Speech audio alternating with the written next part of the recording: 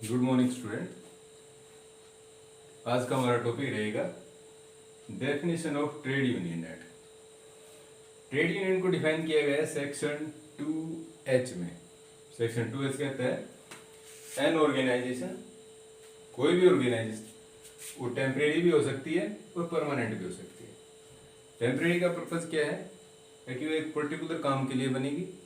जब तक काम रहेगा ये चलती रहेगी। जैसे ही काम खत्म हुआ ये ऑर्गेनाइजेशन इन लोगों की खत्म हो जाएगी। दूसरी क्या है परमानेंट। परमानेंट में क्या रहेगा कि सपोज करो ए और बी और सी तीन लोग थे, इनकी एक यूनियन बनी। यूनियन बनने के बाद ए रिटायर हो गया, ठीक है, आगे डी ने ज्वाइन कर लिया। ऐसे ही बी रिटायर हुए, यहाँ पे ई ने ज्वाइन कर लिया। तो ये एक परमानेंट ऑर्गेनाइजेशन बनी। ऐसी लोग यहाँ पे रिटायर भी होते रहेंगे, नई ज्वाइनिंग भी होती रहेगी और ये आगे आगे इनकी यूनियन बढ़ती रहेगी। नाम, यूनियन का नेम है, एड्रेस है, वो सब वैसे के वैसे रहेंगे, उनमें कोई चेंजेस नहीं आएंगे। दूसरा, फिर ऑर्गेनाइजेशन किन किन की हो सकती है। फर्स्ट है एम्प्लॉयर और वर्कमैन। अब आप सोचोगे एम्प्लॉयर और वर्कमैन मिलके दोनों एक यूनियन क्यों बनाएंगे। यूनियन बन सकती है, उसका पर्पज ही फायदा यह रहेगा कि एम्प्लॉयर को वर्कमैन की डिमांड टाइम टू टाइम पता चलती रहेंगी और वर्कमैन को एम्प्लॉयर की जो कंडीशंस हैं उनके बारे में पता रहेगा। क्योंकि जब ये दोनों मिलके अपनी यूनियन बनाएंगे तो कभी ना कभी वीकली, मंथली, एनुअल कोई ना कोई मीटिंग तो होगी, इनकी मीटिंग होगी, ऑफिस पीरियड एक होंगे, वो डिस्कशन करेंगे वर्कमैन की क्या डिमांड है, एम्प्लॉयर उनको फिल कर पाता है नहीं कर पा रहा, उसकी क्या कंडीशंस हैं, उन सब पे डिस्कशन हो सकता है। और जो बाकी जो कंडीशंस हैं, जैसे मान लो इनकी कंडीशन कुछ डिमांड थी वो फुलफिल नहीं हो पाई तो ये स्ट्राइक कर सकते हैं। अगर ये इनको लगता है कि डिमांड अनलॉफुल है इनकी तो यहाँ पे लॉकआउट, रिट्रीचमेंट वो सब हो सकता है वर्कमैन का। तो वो जब एक्सट्रीम कंडीशन आए उससे पहले ही अगर इनकी मीटिंग होगी तो ये लोग अपने आप ही यूनियन की मीटिंग में जो अपने इश्यूज हैं उनको रिजोल्व कर लेंगे। दूसरी यूनियन हो सकती है एम्प्लॉयर एंड एम्प्लॉयर की, ठीक है। एम्प्लॉयर और एम्प्लॉयर की यूनियन किस तरह बनेगी। सपोज करो एक कंपनी में एक से ज्यादा पार्टनर हैं ये लोग, ठीक है, तो इन सब की एक यूनियन बन सकती है। दूसरा, फिर एक पर्टिकुलर इंडस्ट्री में कई तरह की फैक्ट्री हो सकती हैं। मान लो ये मेन कंपनी है, ठीक है, और ये इनकी सब क्या है सब्सिडरी कंपनी। कोई भी कंपनी है, सपोज करो आज के टाइम में हमारे पास कंप्यूटर है, स्मार्टफोन है, कोई भी एक कंपनी पूरे कंप्यूटर के प्रोडक्ट को नहीं बना पा रही है, ना स्मार्टफोन के सभी पार्ट्स बन पाते हैं।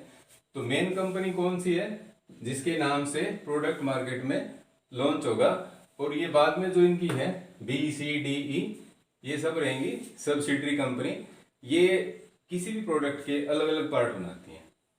सपोज करो कंप्यूटर है, हार्ड डिस्क किसी ने बनाई, मदरबोर्ड किसी ने बनाया, रैम किसी ने बनाई, अलग अलग प्लांट हैं, अलग अलग कंपनी है, तो वो सब मिलके भी अपनी एक एम्प्लॉयर यूनियन बना सकते हैं। दूसरा, फिर मान लो ये ए है सैमसंग कंपनी, बी नोकिया है, ये ओप्पो, वीवो और ये MI, ठीक है, सारी कंपनी है, स्मार्टफोन बनाना है सबका काम। तो ये सारे कंपनियों के जो ओनर हैं, मालिक हैं, वो सब मिलके भी एक अपनी यूनियन बना सकते हैं। उससे फायदा क्या रहेगा कि जितनी भी ये कंपनीज हैं सब के अंदर जो सर्विस रूल हैं वो एक जैसे बन पाएंगे। दूसरा, फिर सर्विस की कंडीशंस हैं वो वैसे एक जैसी रहेंगी, पे बैंड है, पे स्केल है, और इसके अलावा जो अदर बेनिफिट्स हैं वो सब भी एक जैसे बना सकते हैं।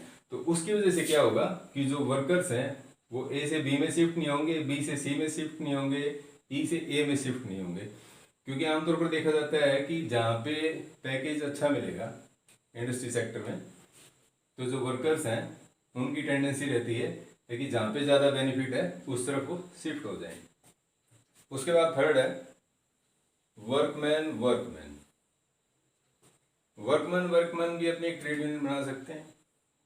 ये किस लिए? कलेक्टिव बार्गेनिंग के लिए।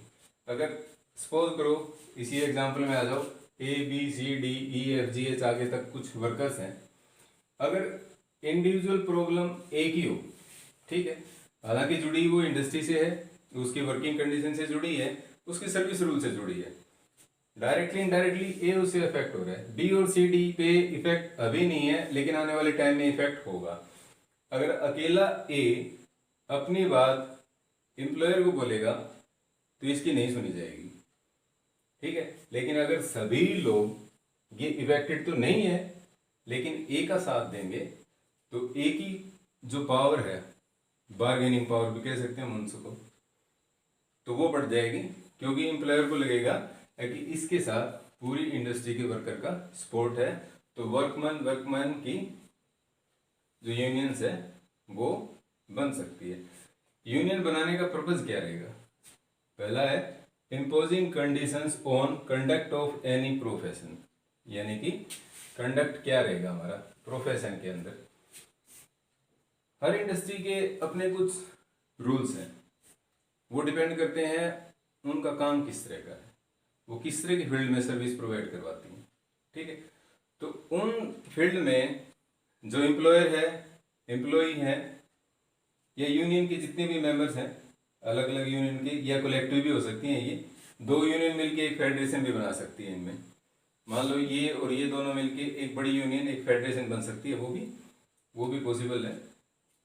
तो यहाँ पे इन यूनियन बनाने का पर्पज क्या है कि यूनियन के जितने भी मेंबर्स होंगे, जो यूनियन ने रूल पास कर दिए, कुछ स्टैट्यूटरी रूल बना सकते हैं ये अपने, ठीक है, और जो रूल बनेंगे वो सभी के ऊपर इक्वली एप्लीकेबल रहेंगे। यहाँ पे फिर हम ये नहीं कह सकते कि ये रूल से मुझे नुकसान है, ये कहेगा कि मुझे फायदा है, सी कहेगा कि मैं न्यूट्रल हूँ, वो नहीं है। लेकिन जो रूल बन गए एक बार, वो सारे रूल इक्वली सबको फॉलो करने पड़ेंगे, क्योंकि हमें सबको क्या शो करना है?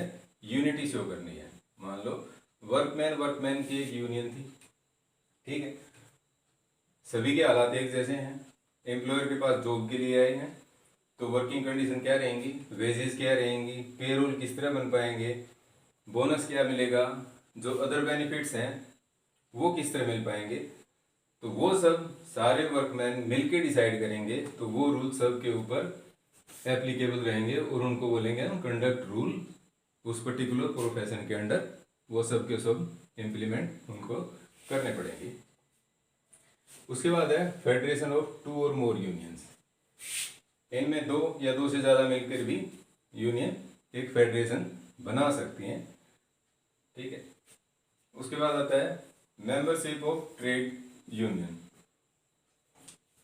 सेक्शन 25 इसके बारे में डिस्कस करता है। वहाँ पे क्या प्रोविजन है कि ट्रेड यूनियन के मेंबर्स कौन बन सकते हैं। उसके लिए मिनिमम एज रखी गई है 15 ईयर्स। 15 ईयर्स का कोई बच्चा है वो ट्रेड यूनियन का मेंबर बन सकता है, क्योंकि 14 प्लस के जो लोग हैं उन सबको किसी भी इंडस्ट्री में एम्प्लॉयमेंट मिल सकता है, जो वो कर सकते हैं। जब एम्प्लॉयमेंट हो सकता है तो उसकी वजह से उनको मेंबरशिप मिल सकती है। लेकिन साथ साथ दूसरी कंडीशन ये है ऑफिस पीरियड वाली, ठीक है। 15 से 18 ईयर एज के जो बच्चे हैं वो ऑफिस पीरियड नहीं बन सकते, मेंबर बन जाएंगे लेकिन ट्रेड यूनियन के ऑफिस पीरियड नहीं बनेंगे।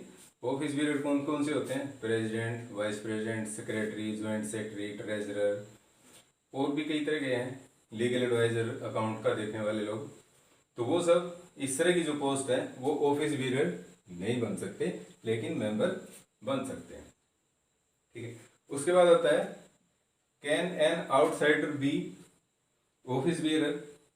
कोई आउटसाइडर आदमी है, इंडस्ट्री में उसकी कोई जॉब नहीं है, क्या वो फिर भी ऑफिस पीरियड बन सकता है? इसके रिगार्डिंग फिर सेक्शन 22 में प्रोविजन है कि 50% लोग, 50% ट्रेड यूनियन के मेंबर आउटसाइडर हो सकते हैं, ठीक है। उस ये प्रोविजन डालने का रीजन क्या रहा? मान लो ये यूनियन हमारी वर्कमैन की, ट्रेड यूनियन इनकी बनी है, सारी लेबर क्लास है, ठीक है। तो इन लोगों को क्या क्या चाहिए? Legal adviser.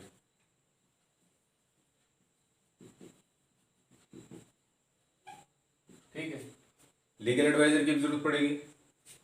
अब सपोज करो एक लो ग्रेजुएट बच्चा इंडस्ट्री में एम्प्लॉयमेंट थोड़ी करेगा, वो उसका फील्ड अलग है, वो कोर्ट में काम करेगा, उसकी अपनी फर्म्स हो सकती हैं, वो वहां जॉब करेगा। तो अपनी यूनियन का मेंबर वो इस लीगल एडवाइजर को भी बना सकते हैं। ये किस पर्पज के लिए? ताकि यूनियन के अगेंस्ट कोई केस हो या यूनियन को कोई केस करना हो, तो उन सब में ये उनको डिफेंड करेंगे, ये इनके बिहाफ पे प्रोसिक्यूट करेंगे। दूसरा, फिर जब वर्कमैन और एम्प्लॉयर के बीच में कोई भी डिस्प्यूट है, डिस्प्यूट होने से पहले आर्बिट्रेशन में भी जाएंगे। ठीक है, आर्बिट्रेशन कंसिलिएशन आगे पढ़ेंगे हम आने वाले टाइम में। तो जब आर्बिट्रेशन में जाएंगे तो ये लोग इनसे अपनी एडवाइस ले सकते हैं, क्योंकि हम लोगों को किन किन पॉइंट पे बात करनी है, कौन कौन से मुद्दे हैं जो हम लोग मीटिंग में उठाएंगे। उसके बाद सीए हो सकते हैं, चार्टर्ड अकाउंटेंट। ठीक है, अब वर्कमैन, इंडिविजुअल वर्कमैन को कहीं नहीं पता कि एम्प्लॉयर को कितना बेनिफिट कहाँ से हुआ। ठीक है, अगर इनकी यूनियन के मेंबर कोई सीए होंगे, चार्टर्ड अकाउंटेंट, तो हर कंपनी एनुअल अपनी एक स्टेटमेंट इश्यू करती है ताकि कितना इनकम हुआ, कितना एक्सपेंडिचर हुआ, कितना प्रॉफिट रहा। तो ये जो हुआ प्रॉफिट, उसमें उन्होंने कितना बोनस दिया, किसको क्या मिला, तो ये सारी कैलकुलेशन ये अपने सीए के थ्रू भी करवा सकते हैं। ताकि कंपनी इतना प्रॉफिट शो कर रही है, हमारे हिसाब से इतना होना चाहिए था, बैलेंस शीट किस तरह की रहेगी। तो ये वर्कमैन अपना बोनस कैलकुलेशन करवाने के लिए भी इन लोगों को भी अपना मेंबर बना सकते हैं। उसके बाद सोशल एक्टिविस्ट। सोशल एक्टिविस्ट कौन है? ये वो लोग हैं कि जो सोसाइटी के बारे में अपना व्यूज रखते हैं। ठीक है, अब सोशल एक्टिविस्ट ट्रेड यूनियन के मेंबर रहेंगे, वो इन मेंबर हैं, बाकी जो वर्कर्स हैं उनके साथ बातचीत करेंगे, उनके साथ रहेंगे, उनका जो सोशल स्टेटस बनता है उसके हिसाब से, और एम्प्लॉयर जो पे करता है उनमें जो डिफरेंस रहेंगे।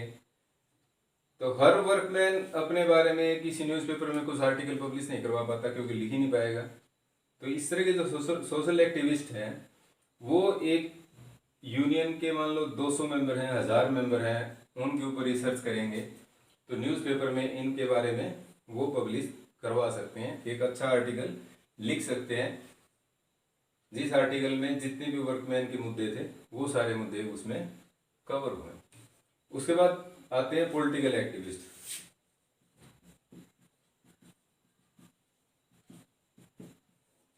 पॉलिटिकल एक्टिविस्ट कौन से हैं?